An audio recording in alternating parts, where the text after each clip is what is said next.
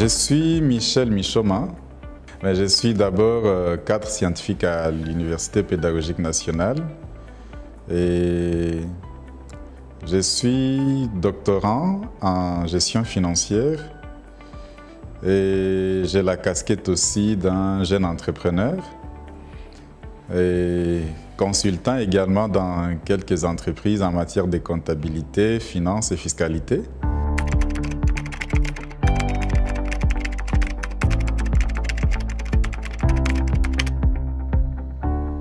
L'entrepreneuriat en RDC, quand on en parle, de prime abord, je voudrais d'abord, peut-être ça pourra choquer parmi beaucoup, l'entrepreneuriat en RDC reste la voie par laquelle, s'il faut que l'État trouve solution aux problèmes économiques, trouve solution aux problèmes sociaux, l'entrepreneuriat reste la seule voie et l'unique.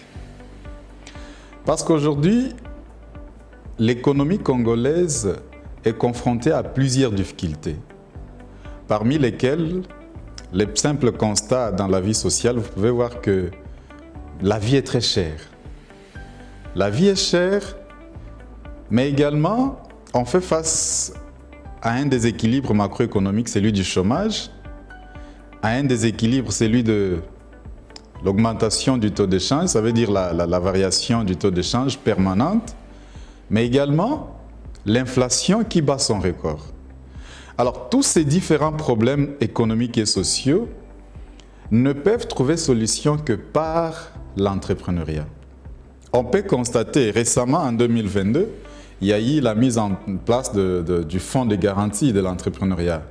C'est déjà une évolution vers le fait qu'on doit booster les entrepreneurs vers la concrétisation de leurs initiatives, mais c'est insuffisant. C'est insuffisant parce qu'il y a beaucoup qui reste à faire et qui doit être fait au plus tôt possible si réellement on veut que l'objectif, celui de résoudre les problèmes économiques et sociaux, soit atteint. Il faut que beaucoup d'autres choses qui ne sont pas encore faites jusque-là soient faites. Mais aussi, il y a un souci. Moi, j'ai des conseils, ceux qui disent que pour entreprendre, il faut aller solliciter un crédit dans une banque. Mais ça, c'est violer déjà un principe financier. Parce qu'on ne peut pas entreprendre avec l'argent emprunté, non. Mais seulement, il faut d'abord, comme je l'ai dit, dès le bas âge, que cela devienne une culture de l'école primaire, les CO, le secondaire, les humanités, l'université, que cela soit étudié, que ça soit intégré dans notre système éducatif. Maintenant, lorsque on dit on n'a pas bénéficié du financement pour entreprendre, moi je dis c'est qu'on n'a pas encore très bien compris c'est quoi l'entrepreneuriat. On devrait plutôt stimuler les gens vers l'épargne, parce que c'est l'épargne qui, pour le début, devient la toute première source de financement pour un entrepreneur. C'est lorsqu'on est capable d'épargner qu'on se constitue un capital et après on lance. C'est après avoir lancé que l'on peut solliciter cette fois-là un accompagnement. Et récemment, la mise en place du FOGEC, qui est une structure qui vient booster également l'entrepreneuriat à travers la garantie que l'on peut donner pour que les fonds mis à la disposition des banques soient alors accordés de manière très facile aux jeunes entrepreneurs afin de booster leurs activités. Alors c'est cet accompagnement-là qui jusque-là, il est flou. Exactement. Il est flou parce que est-ce que les jeunes entrepreneurs congolais en bénéficient? Ça, c'est la première question. Et s'ils en bénéficient, est-ce qu'ils en bénéficient facilement? C'est la deuxième question. Parce qu'aujourd'hui, vous savez, le chef de l'État l'a même dit lui-même qu'il a fait de la corruption son champ de bataille. C'est ce qui veut dire qu'il reconnaît qu'en réalité, la corruption existe en RDC. Alors, il y a cet aspect-là des choses qui fait qu'on peut avoir une idée, on peut avoir son entreprise, il y a le FOGEC qui est déjà là, mais pour aussi accéder à avoir et bénéficier de cet accompagnement, ça devient tout un problème.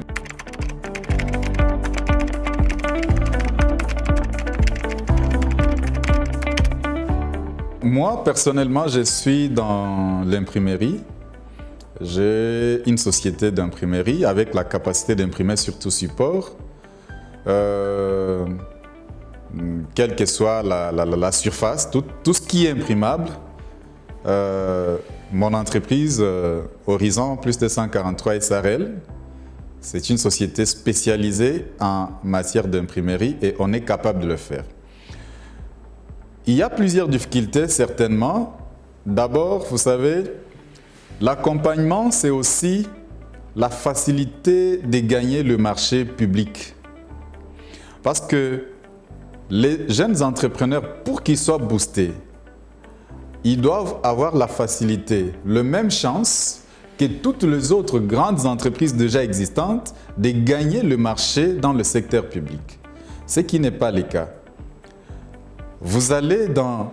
Il y a un appel d'offres qui est publié. Lorsque vous soumissionnez, déjà au départ, il y a beaucoup de conditions. Il faut, par exemple, venir avec les états financiers des 3 années. On vous dit qu'il faut que vous puissiez avoir un chiffre d'affaires dont la moyenne sur les 3 années égale à peu près au montant du marché. Mais c'est un peu exorbitant ces conditions. Alors ça ne facilite pas les jeunes entrepreneurs à évoluer. Or, si il y avait des mécanismes mis en place dans le sens à protéger les jeunes entrepreneurs, à soumissionner et avoir la même chance de gagner le marché que les grandes entreprises, cela serait une très bonne chose. Malheureusement, ce n'est pas le cas. Moi, personnellement, c'est ça la principale difficulté. On a une très bonne capacité de production implantée, de très bonnes machines ultra-modernes, mais on n'a pas de marché permanent parce que chaque fois qu'on essaie de postuler, on est disqualifié pour certaines autres conditions qui, en réalité, ne tiennent pas debout, ne justifient pas de la capacité qu'a l'entreprise à répondre ou non à l'appel d'offres lancé. Il n'y a pas que l'accompagnement, comme je venais de le dire, mais il y a aussi le cas lorsqu'il faut gagner marché public. C'est parmi les causes qui freinent aussi les entrepreneurs.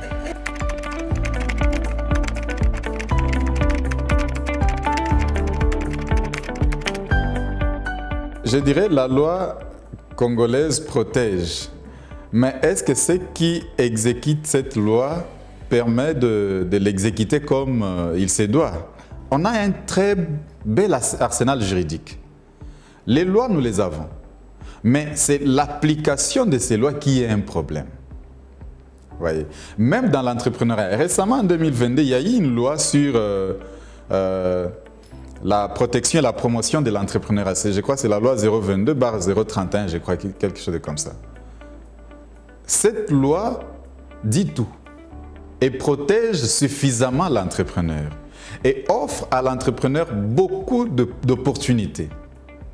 Mais est-ce qu'elle est mise en application? C'est ça le problème. En tout cas, il y a un souci.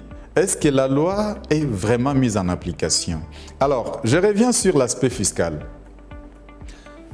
Je reconnais comme tout autre entrepreneur qu'il y a vraiment une tracasserie fiscale. Vous ouvrez votre entreprise aujourd'hui, vous êtes un national, vous n'êtes pas un étranger. Vous êtes national, ça veut dire que l'État devrait vous accompagner. Mais déjà, dès la première année, dès le premier mois d'ailleurs, vous faites l'objet d'une mission de contrôle de la part de services fiscaux. Et les services fiscaux sont tellement éparpillés que des fois, vous recevez 10 missions au même moment, des 10 services différents. Cependant que vous êtes à la première année. Et la première année, dans la plupart des cas, c'est parce que l'entreprise passe par les différentes phases. Nous sommes d'abord dans la phase de lancement, dont les caractéristiques sont quoi? Les chiffres d'affaires trop petits, les résultats négatifs et les charges fixes trop exorbitantes. Et dans ces conditions-là, l'État devrait prendre des mesures très sérieuses dans le sens à protéger ceux qui prennent les initiatives de lancer les entreprises. Malheureusement, ce qui n'est pas le cas. Vous ouvrez aujourd'hui, à la même année, dès la première année, il y a la DGI qui vient, il y a les services de l'environnement qui vient. Pas seulement ça, vous prenez maintenant les différents services des entités de la commune. À la commune, il y a l'économie, il y a l'environnement, il y a l'urbanisme, il y a tout ça, et ça vient au même moment. Aucune marge de manœuvre. Et ça, c'est ce qui fait même que, aujourd'hui, à cause de cela, beaucoup fuient alors de se formaliser et ils veulent rester dans le secteur informel, et cela prive l'État des impôts qu'il devrait collecter sur ceux qui sont déjà dans le secteur formel. Trop de taxes, tue les taxes. Trop d'impôts tue l'impôt, c'est exactement ça. L'État doit prendre des dispositions dans le sens à protéger suffisamment les jeunes entrepreneurs.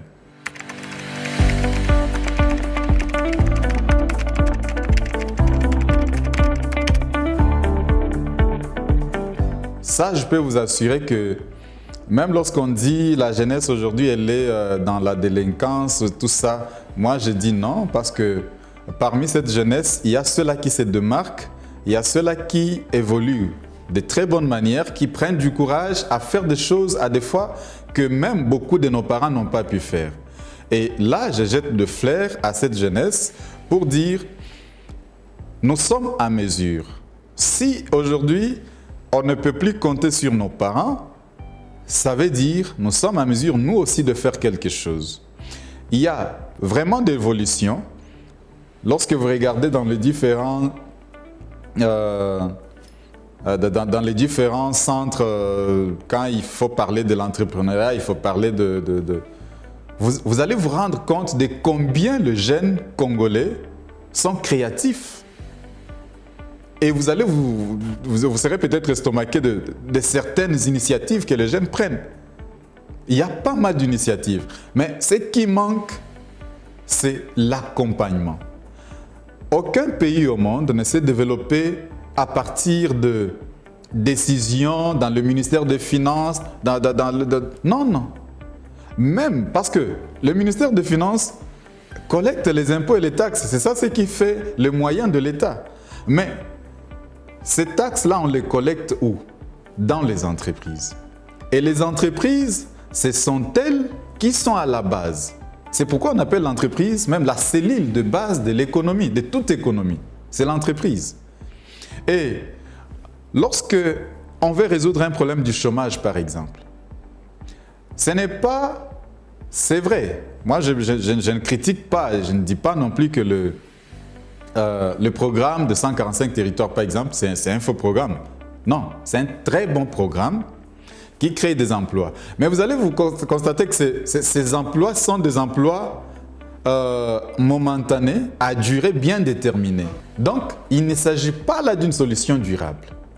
Or, si par exemple, on arrivait, je loue l'initiative du service national. Exactement.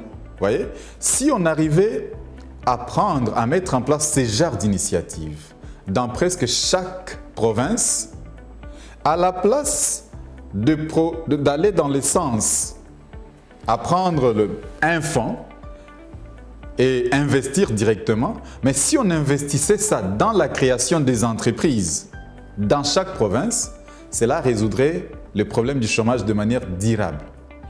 Pas seulement ça, et il y aurait eu des effets d'entraînement, par exemple en matière de l'amélioration du panier de la ménagère. Il y aurait amélioration. Il y aurait amélioration en termes de la production, et cela augmenterait nos différentes exportations, ce qui améliorerait encore la balance commerciale, et cela trouverait solution à toutes les variations du taux d'échange que nous avons aujourd'hui.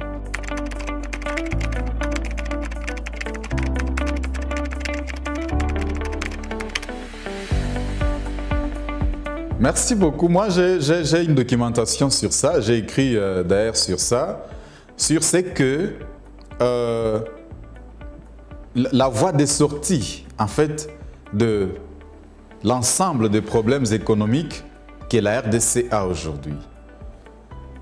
Et c'est comme ça que je suis arrivé à une conclusion selon laquelle il n'y a aucun problème qui peut être résolu aujourd'hui sans que cela passe par l'entrepreneuriat, sans que l'on mette plus du sérieux dans l'entrepreneuriat. Aucun problème. Qu'est-ce que l'État peut faire? Je prends un petit exemple. Nous avons le ministère de Pêche et Élevage. Nous avons le ministère de l'Agriculture. Mais qu'est-ce que ces ministères-là font exactement? Est-ce qu'il faut qu'on se limite seulement à faire les constats de autant d'hectares de terres arables que nous avons? Est-ce qu'il faut seulement se limiter à faire les constats de nos richesses hydrauliques? Non, ça ne suffit pas. Mais plutôt, il faut aller dans le sens à mettre en place des initiatives, mettant en place, créant les entreprises évoluant dans ces secteurs. Nous avons une population aujourd'hui évaluée à 5 millions d'habitants. Et on vous dit, dans cette population, il y a 70% de jeunes. Ça veut dire que dans notre population, plus de gens sont jeunes. Et dans les 30% qui restent, c'est là qu'il y a beaucoup d'emplois aujourd'hui. Parce que les emplois actuels sont beaucoup plus dans le secteur public. Et regardez la tranche d'âge dans le secteur public de ceux qui occupent ces emplois, ils ne sont pas des jeunes pour la plupart. Lorsque vous prenez maintenant ces jeunes, beaucoup sont au chômage. Donc plus même de 80% de jeunes sont au chômage. Or, ce sont ces jeunes qui consomment plus. Ce ne sont pas les vieux. Et ce sont les jeunes qui ont besoin de faire et de rassurer leur avenir. Les postes de responsabilité sont beaucoup plus attribués aux expatriés. Encore là, il y a fuite des capitaux. Or, nous avons la possibilité que ces différents ministères dont je venais de parler mettent en place de très bons projets. Parce que, ce que je n'ai pas peut-être dit encore, c'est que dans les 80% de cette population jeune qui est au chômage, là, beaucoup sont ceux-là qui vivent dans les milieux ruraux. Et l'activité principale dans les milieux ruraux congolais, c'est l'agriculture, c'est la pêche, c'est l'élevage. Dans la politique du gouvernement, qu'on laisse une très bonne marge réservée juste pour la création des entreprises. On a vécu ici, on doit le reconnaître, l'arrivée pendant un certain temps, ici à Kinshasa, de Bukangalonzo, on a senti quand même quelque chose de positif dans les sociales. Presque dans tous les coins, dans tous les grands terminus, on pouvait voir des conteneurs Bukangalonzo et tout le monde pouvait venir s'approvisionner. Imaginez-vous si on a ces genres d'entreprises-là. On en a, comme on l'avait ici au Bandundu, on en a ici au Congo central, on en a à l'Équateur, on en a dans le Kasaï, on en a à l'Est. Vous pensez que le problème de l'insuffisance alimentaire continuera toujours à être parlé? Non, on n'en parlera plus. Alors, le gouvernement doit comprendre l'importance de l'entrepreneuriat dans la solution des problèmes économiques. Ce qui manque, c'est la volonté. Il suffit juste de prendre une initiative pour dire on répertorie autant de jeunes entrepreneurs. Parce qu'il y en a beaucoup. Si vous allez au guichet unique de création des entreprises, vous verrez, il y a des milliers d'entreprises congolaises, mais qui, les autres ne fonctionnent pas, les autres, tout ça, les autres fonctionnent, mais en catimini, les autres. Pourquoi? Parce qu'il n'y a pas un encadrement. Alors, le FOGEC peut fédérer autour de lui toutes ces différentes entreprises et tous ces entrepreneurs et ouvrir une caisse dans laquelle chacun contribue ne fût-ce que $1 ou $10 par mois. Pour qu'une entreprise contribue $10 par mois, ce n'est pas vraiment aussi signifiant que ça. Cet argent, pendant une année, pendant 2 ans, on peut avoir les minimums requis pour créer une entreprise en RDC. On peut avoir 50 millions de francs congolais. Est-ce que c'est les 50 millions de francs congolais qui manquent aussi au gouvernement pour créer une banque? c'est la volonté. Donc, il y a possibilité de mettre en place une économie forte à travers le banque à 100%, au capital 100% congolais. Et cela va booster l'économie, ça va booster l'entrepreneuriat. Et même, au lieu que les différents fonds mobilisés par le FOGEC soient orientés vers les banques étrangères, ces fonds-là désormais seront orientés vers les banques congolaises. Nos impôts, les banques, ces gens-là viennent s'enrichir. Nos impôts sont payés, mais dans les banques étrangères qui prennent toujours l'argent de nos impôts que nous avons payés. On transforme ça en crédit, on octroie encore aux entreprises avec des taux d'intérêt trop élevés. Ça tue l'économie. La solution du chômage est possible, c'est vraiment fort possible, à condition qu'on mette vraiment du sérieux pour booster l'entrepreneuriat. Pour finir, aucun problème économique, aucun problème social, macroéconomique ne peut être résolu sans que cela passe par l'entrepreneuriat.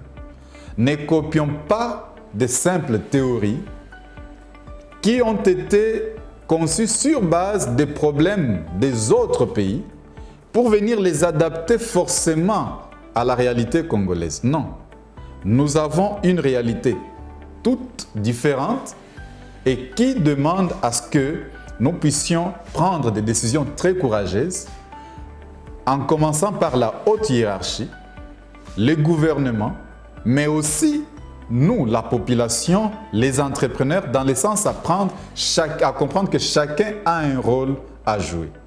Et ce rôle est très important pour qu'ensemble, nous apportions des solutions aux problèmes qui sont les nôtres.